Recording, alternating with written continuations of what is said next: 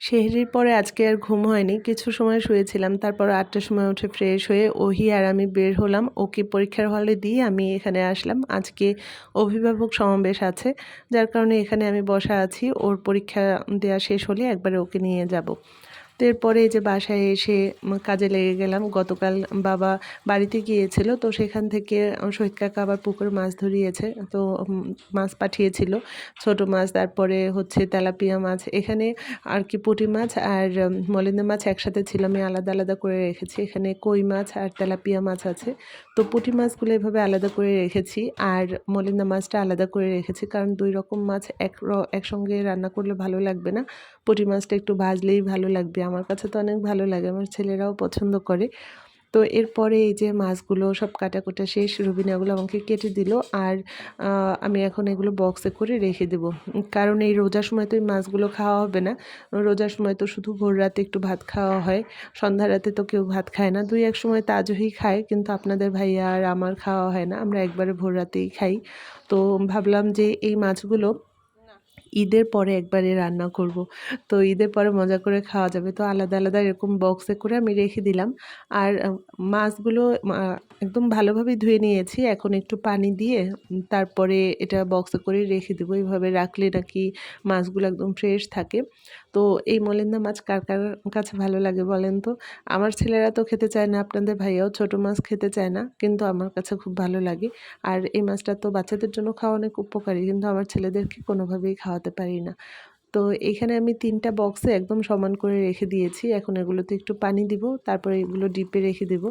এরপরে হচ্ছে ইফতারির সব গোছগাছ বাকি আছে, এখন এই মাছটা কাটতে আজকে অনেক সময় লেগে গেছে, ছোট মাছ কাটতে, এই জন্যই অনেক ঝামেলা। আর ছোট মাছ খাওয়া খেতে ভালো লাগে, তবে এটা পরিষ্কার করা, কোটা বাছা অনেক সময়ের ব্যাপার।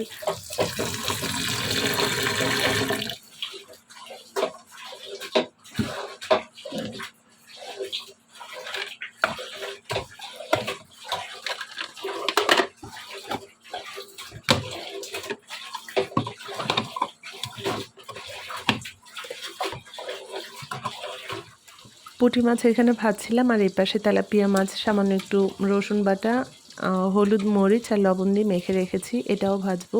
তো আজকে ওদের দুই ভাইকে একটু ঘুম পড়ালাম, দুপুরবেলা তো ঘুমোতেই চায় না। তো আজকে যেহেতু সেহরির পরে আর ঘুমায়নি, ছোট মানুষ দুইজন, সেই ভোরবেলা আর কি, সেই ভোর রাতে উঠেছে, আর তো 3:30টার দিকে উঠি, তো আমরা একবারে ফজরের নামাজ পড়ে ঘুমোতে আর কি বিছনায় যেতে যেতে দেখা যায় 6টা 6:30 বেজে যায়। তো আজকে তো আর ঘুম হলো না, যার কারণে ওদেরকে জোর করে একটু ঘুম পড়ালাম দুপুরে।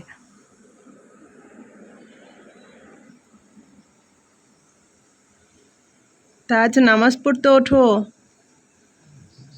ওহি, ওঠো বাবু, নামাজ পড়তে ওঠো।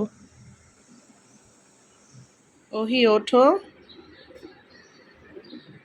ওহি ওঠো, নামাজের সময় যায়।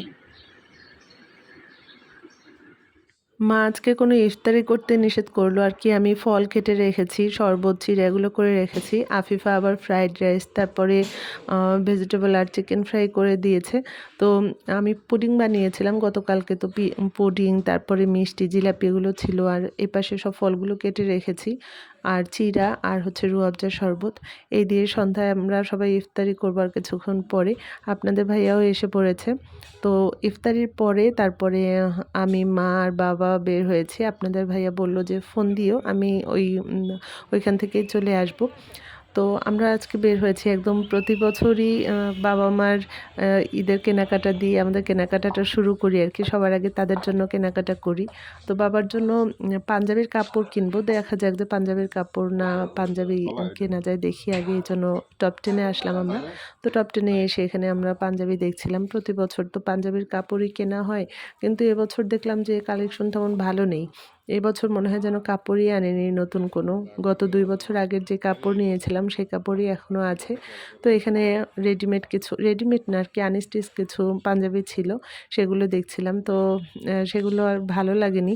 তো এরপরে আমরা আড়ংয়ে যাব, সেজন্য বের হয়েছি যে আড়ংয়ে দেখি, আড়ং থেকে যদি পছন্দ হয় ওইখান থেকে নিয়ে নেব। আড়ংয়ের কাছাকাছি আসতেই দেখলাম ঢাকার বড় একটা পাঞ্জাবির আউটলেটও এখানে আছে, তবে এখনও উদ্বোধন হয়নি, ঈদেই হয়তো এসেছে। তো উদ্বোধনের আগেই আমরা এখানে চলে এসেছি। তো এখানে আসার পরে আমাদের কারোই পাঞ্জাবিগুলো ভালো লাগেনি। বাবার, আমার, হিরোরও পছন্দ হয়নি। আর কি কাপড় এবং দাম দেখে আমাদের আর কি চোখ কপালে উঠে যাচ্ছিল যে এত প্রাইস দিয়ে তারপর আমরা আছে না বেশি দামের পাঞ্জাবি কিনি কিন্তু সেটা এক দেখায় পছন্দ হয়ে যায় সেরকম না।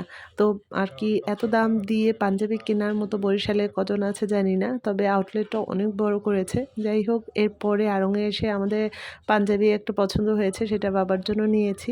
তো এখন আমরা আবার যাব টপ 10 এ। প্রথমে তো টপ 10 এ এসেছিলাম তখন শুধু বাবারটা দেখেছি। মার জন্য কিছু নেওয়া হয়নি। তো আপনাদের ভাইয়ার সঙ্গে কিনতে বের হলে এই একটা আর কি প্রবলেম হয় আমার যে একসঙ্গে ২ ছেলের জন্য যখন কিনতে যাব সে দেখা যাবে একজনেরটা একদম পুরা শেষ করবে তারপরে আরেকজনেরটা। অথচ ওই একই আ শপের মধ্যে দেখা যায় যে ২ জনেরটাই আছে। ২ জনেরটা পাশাপাশি দেখতে পারে। কিন্তু সে সেরকম করে না। একজনেরটা শেষ করবে একদম পুরাটা, তারপর আরেকজনের জন্য। তো টপ 10 এ যখন এসেছিলাম তখন মারটাও দেখতে পারতো। কিন্তু বাবারটা একদম শেষ করে তারপরে এখন আবার এই যে টপ 10 এ আসলাম মার 3 পিস দেখার জন্য। তো মার জন্য এই 3 পিসটা পছন্দ করেছে বাবা।